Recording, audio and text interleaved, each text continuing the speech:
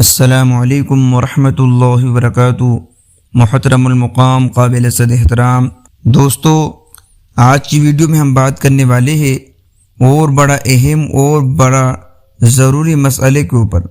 اس video کا full watch کیجیے اور جتنا ہو سکے اس کو شیئر کر دیجیے تاکہ اور لوگوں کو بھی اس کا پتہ چل سکے اور آپ بھی اپنی ذمہ داری سے ادا ہو سکے، کیونکہ ہم دین کی کسی بات کو اگر سنتے ہیں تو ہمارا اس بات کو دوسروں تک پہنچانا بھی ضروری ہے۔ دوستو، آج کی ویڈیو کا ٹاپک ہے کہ تبلیغ دین کے لیے ویڈیو سازی اور تصویر کشی کا کیا حکم ہے۔ دوستو، آپ نے دیکھا ہوگا کہ کسی بھی جگہ جلسے وغیرہ ہوتے ہیں تو باقاعدہ ویڈیوز بنائی جاتی ہے، فوٹو بھی کھینچے جاتے ہیں، یا کہیں ہم اجتماعات میں جاتے ہیں تو وہاں بھی ویڈیوز بنائی جاتی ہے اور فوٹو بھی کھینچے جاتے ہیں۔ دوستو، ہم یوٹیوب پر بھی ویڈیو بنا رہے ہیں تو اس میں بھی فوٹوز کا بھی استعمال ہو رہا ہے، وہ ساری چیزیں یوز کی جا رہی ہے۔ تو دوستو، ان کا اصل حکم کیا ہے، کیا کر سکتے ہیں یا نہیں، یہ ساری وضاحت اس ویڈیو میں ہم آپ کے سامنے پیش کرنے والے ہیں۔ اس سے پہلے آپ ہمارے چینل پہ نئے ہو تو اس کو سبسکرائب بھی کر لیجئے۔ انشاءاللہ اسلامک معلومات کے اوپر آئے دن ویڈیو آتی رہتی ہے۔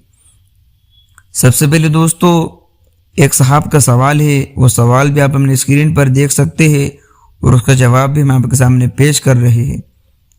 سوال: کیا فرماتے ہیں مفتیان اکرام اس مسئلے میں کہ فرقہ باطلہ قادیانی پرویزی شکیل کے رد میں کام کرنے والے حضرات اپنی بات کو ویڈیو کی شکل میں لوگوں تک پہنچاتے ہیں، کیونکہ لوگ آئیڈیوز پر زیادہ توجہ نہیں کرتے اور بات جو امت تک جانی چاہیے وہ نہیں جا پاتی، اس لیے ویڈیوز کا سہارا لیا گیا ہے۔ اور ایسی ویڈیو جس میں ایک شخص کی جاندار تصویر چلتی ہے، تو کیا ایسے کام کے لیے ویڈیوز بنا سکتے ہیں؟ دوستو، اب جواب سنیے۔ جواب: بسم اللہ الرحمن الرحیم۔ اسلام میں انسان یا کسی بھی جاندار کی ویڈیو سازی، تصویر کشی حرام و ناجائز اور لعنت کا کام ہے، اور حدیث میں اس پر سخت وعید وارد ہوئی ہے۔ تفصیل کے لیے حضرت مولانا مفتی محمد شفیع صاحب رحمۃ اللہ علیہ کا رسالہ تصویر کے شرعی احکام ملاحظہ فرمائیے، اور اکابر علماء دیوبند کے فتویٰ ان کے تصریحات کی روشنی میں ڈیجیٹل تصاویر، عام تصاویر یہی حکم ہے، یعنی نصوص شرعیہ دونوں ہی قسم کی تصاویر کو شامل ہے، اور اہل علم شریعت کی حدود اور دائرے میں رہ کر ہی تبلیغ دین کے لیے مکلف ہے، اس سے آگے نہیں۔ یعنی تبلیغ دین جتنا زائد و ذرائع وسائل اہل علم کے بس میں ہے، اہل علم ان ذرائع اور وسائل سے تبلیغ دین کے مکلف ہے۔ کسی ناجائز اور گناہ کے ذریعے سے اہل علم تبلیغ کے مکلف نہیں، بلکہ اگر ناجائز ذرائع وسائل سے تبلیغ دین جائز ہی نہیں ہے، کیونکہ احکام دین کی پامالی کے ساتھ دین کی نہیں کسی اور چیز کی تبلیغ ہوگی۔ نیز اسلام پھیلانے کے طریقے اور ہے، کفر و ضلالت پھیلانے کے طریقے اور۔